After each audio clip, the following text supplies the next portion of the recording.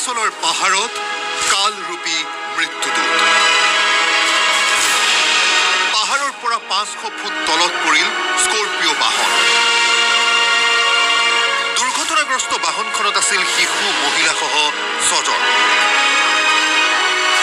শনিবাৰে নিশা 10 বজাত অৰুণাচলৰ মায়দিয়ালৈ ফুৰিবলৈ গৈছিল নুমলীগড়ৰ ঔগুৰি চাপৰিৰ 2টা পৰিয়াল। দেওবাৰে মায়দিয়াৰ পৰা উভতি আহিছিল সুৰজ ছেত্ৰী আৰু ৰঞ্জিত ছেত্ৰীৰ পৰিয়াল। কিন্তু বাটত ৰৈ আছিল কালৰূপী মৃত্যুদূত।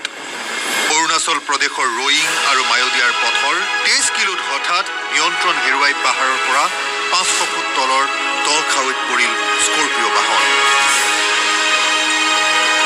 দুৰ্ঘটনাগ্ৰস্ত বাহনখনত আছিল সুৰজ ছেত্ৰী, মীনা ছেত্ৰী, ৰঞ্জিত ছেত্ৰী, হৰিমায়া ছেত্ৰী, চালক মনোজ ছেত্ৰী আৰু 9 বছৰীয়া ৰৌশনী ছেত্ৰী। এইবাৰ 10টা বজাত ৰাতি গৈছিলে। মোৰ ভাইটি আৰু বোৱাৰী গোটেই ফেমিলি গৈছিলে। এইটোৱে ক'ব পাইছোঁ যেন তাৰ ৰয়িং আৰু মায়দিয়াৰ মাজতে সিহঁতৰ এক্সিডেণ্ট এটা হৈছে বুলি। উদ্ধাৰ অভিযান চলি আছে বুলি কৈছে। 3 জন মান উদ্ধাৰ হৈছে বুলি কৈছে।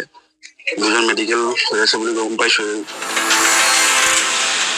ইফালে স্কৰ্পিঅ'ৰ বাহনখনৰ পাছত আহি থকা প্ৰত্যক্ষদৰ্শীৰ বাহনে লগে লগে স্থানীয় আৰক্ষীক খবৰ দিয়ে। নিশাই SDRFৰ সহযোগত আৰক্ষী প্ৰশাসনৰ লোকে অভিযান চলাই উদ্ধাৰ কৰে শিশু মহিলাসহ 3 জনক। ইতিমধ্যে মৃত্যু ঘটিছে স্কৰ্পিঅ' বাহনখনৰ চালক মনোজ ছেত্ৰীৰ। ইপিনে সংকটজনক অৱস্থাত উদ্ধাৰ হৰিমায়া ছেত্ৰী আৰু ৰৌশনী ছেত্ৰীক ডিব্ৰুগড়ৰ অসম মেডিকেল কলেজ হাস্পতাললৈ প্ৰেৰণ কৰিছে আৰক্ষীয়ে। দুগৰাকী তাৰ পৰা উদ্ধাৰ কৰি এগৰাকী সৰু ছোৱালী, এগৰাকী মহিলা উদ্ধাৰ কৰি আমাৰ ডিব্ৰুগড় অসম চিকিৎসা মহাবিদ্যালয়ত চিকিৎসাধীন অৱস্থাত আছে। এজন শ্ৰী অজয় ছেত্ৰী, মনোজ ছেত্ৰী ওৰফে অজয় ছেত্ৰী, তেখেতে গাড়ীখন চলাই গৈছিলে আৰু তেখেতৰ মৃতদেহ ইতিমধ্যে উদ্ধাৰ কৰা হৈছে।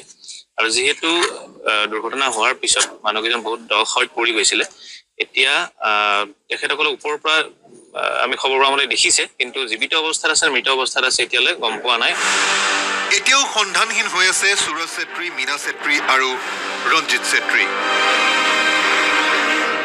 দেওবাৰে নিশা হোৱাৰ বাবে উদ্ধাৰ অভিযান আধাতে সামৰিবলগীয়া হৈছিল। সোমবাৰে পুৱাৰ পৰা পুনৰ SDRFৰ সহযোগত স্থানীয় আৰক্ষীয়ে দুৰ্গম পাহাৰত অভিযান চলাইছে। তথাপিও লাভ কৰা নাই কোনো সন্ধান। ইতিমধ্যে গোলাঘাট জিলা আয়ুক্তৰ নিৰ্দেশৰ পিছতে অৰুণাচললৈ ৰাওনা হৈছে মৰঙীৰ চক্ৰ বিষয়া।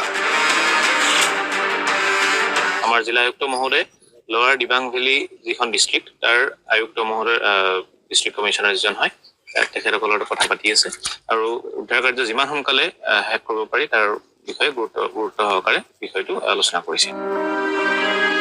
এই ঘটনাৰ পাছতে এতিয়া শোকৰ ছাঁ পৰিছে নুমলীগড়ৰ ঔগুৰি